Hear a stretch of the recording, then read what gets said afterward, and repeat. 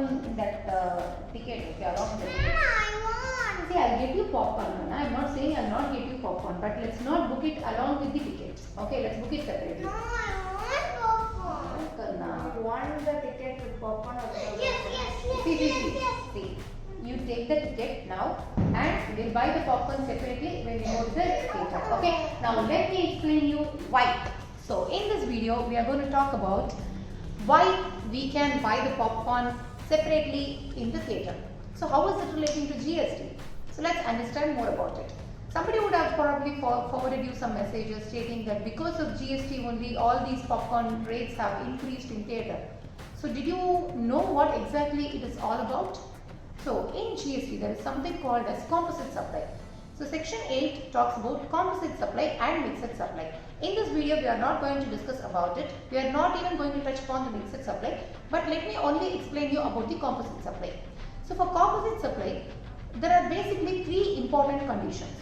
So condition number 1 is that there should be 2 or more supply of goods or services. So which means it cannot be the case of just only one supply, but there should be a list of supply. It can be 2 or more. Condition number 2 is that it should be naturally bundled, right? So what exactly does this naturally bundled mean? It doesn't mean like you cannot buy one thing without the other. It's not that you cannot use one without the other. It's not that way. You have to understand that in all commercial practices, it has been naturally bundled that these supplies are always given together, right? So this is exactly what is naturally bundled meaning. So the third condition is that we should be able to identify which is the principal supply out of all these supplies. So in schedule 2 where they have discussed about the classification of goods or services, specifically para number 6 talks about what is going to be treated as composite supply. In fact, in the very recent Mohit Nirmal case in Supreme Court as well, the court has upheld the validity of this composite supply because only on the grounds of composite supply concept, the RCM on ocean freight has been struck down. So let us understand with examples.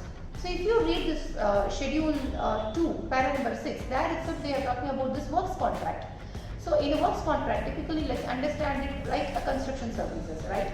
So works contract relating to immovable property.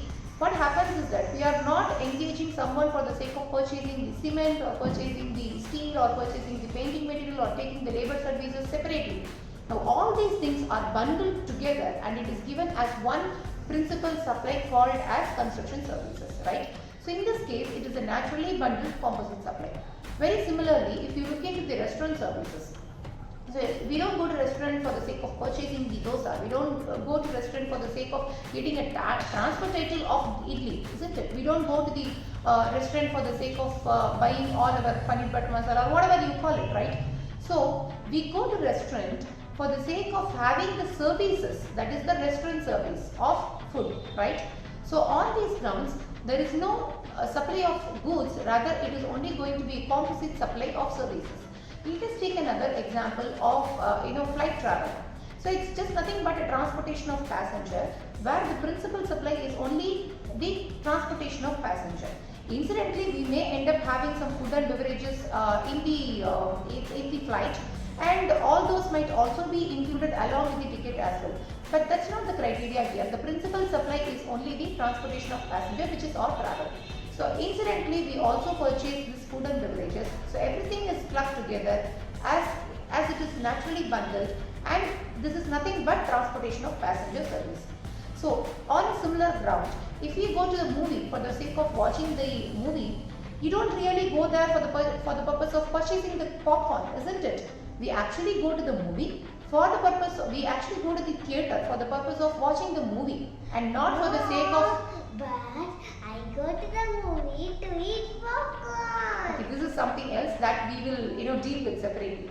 But right now, at least as far as the GST law is concerned, they understand that people do come to the theatre, that is the cineplex, for the purpose of watching the movie, which is the theatrical experience.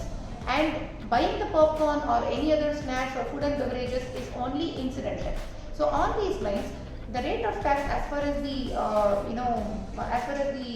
movie tickets are concerned, if the ticket value is more than 100 rupees, it is 18%. If it is less than 100 rupees per ticket, it is 12%. And for the food and beverages, if you are going to consume it separately, you go to the counter there, and then you purchase the food or beverages or the snacks separately, then it is going to be treated as if it is restaurant service, and it will be taxed at 5%. But when you are booking the movie, at that point of time, if you are going to add the snack along with it, then the snacks are also, that is the food and beverages, are also going to be taxed at the same rate as that of the principal supply, which is the movie ticket rate of tax. That is, if you are going to book your ticket along with some food and beverages, then your food and beverages are also going to be taxed at 18% or 12% based on your per ticket value.